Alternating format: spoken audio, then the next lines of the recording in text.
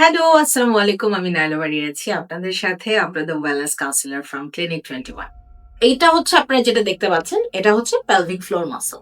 এই pelvic floor মাসলের মধ্যে এই মাসলটা এবং এই মাসলটা, এই দুটো মাসল যখন কোনো কারণে টাইট হয়ে যায়, প্রিম্যাচুর ইজাকুলেশন হয়।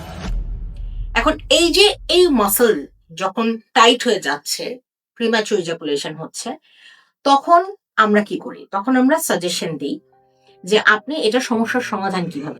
আমাদের যে এমসেলা চেয়ার রয়েছে সেটা হলো কেগেল এক্সারসাইজের অল্টারনেটিভ, বাট সেখানেও একটা ফ্যাক্টর আছে।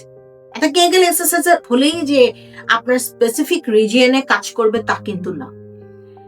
কেন এটা স্পেসিফিক রিজিয়নে কাজ করে? আপনি একটা চেয়ারে বসেন, সেই চেয়ারে বসলে চেয়ার থেকে একটা ইলেকট্রোম্যাগনেটিক ওয়েভ আপনার এই পেলভিক ফ্লোর মাসলে গোল গোল গোল গোল হয়ে ঘুরে ঠিক জায়গা মতো গিয়ে এটা কাজ করে। মানে আপনার যে বালবোস স্পঞ্জিসাস মাসল এন্ড ইস্কিও কাভার্নাসাস মাসল যেটা আছে, এই মাসল দুটোতে গিয়ে এটা কাজ করে। এই মাসল দুটো যখন, মানে এটা হচ্ছে পেলভিক ফ্লোর মাসলের নার্ভ।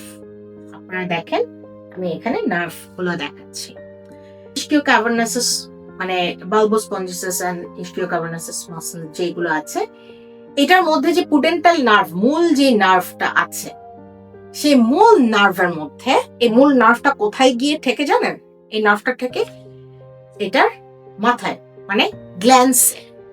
সো যখন খুব বেশি সেন্সিটিভ থাকে তখন এটা রিফ্লেক্স করে ফেলে, আপনার ইজাকুলেশন হয়ে যাচ্ছে। আচ্ছা, এটা তো গেল প্রিম্যাচুর ইজাকুলেশনের প্রবলেম। তার মানে কি এটা কি শুধুই বয়স্কদের হয়? তা না। এটা কি শুধু ইয়াংদের হয়? তা না। এটা যে কারো হতে পারে। আপনার যদি পেলভিক ফ্লোর রিজিয়নে প্রবলেম থাকে, এটা যে কোনো মানুষের হতে পারে। সো আপনার মনে রাখতে হবে যে আপনার সমস্যার সমাধানের জন্য শুধুমাত্র একটা ওষুধ নাও কাজ করতে পারে। তাই আপনার উচিত একজন স্পেশালিস্ট ডক্টরের সাথে আলাপ করা। আমি নাইলাবাড়ি আপনাদের ওয়েলনেস কাউন্সিলর আছি ক্লিনিক 21 থেকে। আপনি যদি কোনো রকম কোনো সমস্যা ফেস করে থাকেন, তাহলে আমাদের স্ক্রিনে দেখানো নম্বরে কল করে আমাদের ডক্টরসদের একটি অ্যাপয়েন্টমেন্ট নিন। আমাদের ডক্টরসদের অ্যাপয়েন্টমেন্ট নিলে তাদের সাথে কথা বলার পর আপনি হয়তো একটি সমাধান পেয়ে যাবেন। ডক্টরের সাথে কথা বলার পরে শুধুমাত্র আপনি কাউন্সেলিং করতে পারবেন। তার আগ পর্যন্ত আপনার হয়তো কাউন্সেলিং প্রয়োজন নাও হতে পারে। অনেক অনেক ভালো থাকুন, সুস্থ থাকুন। আমি আজকে এখান থেকে বিদায় নিচ্ছি। আল্লাহ হাফেজ।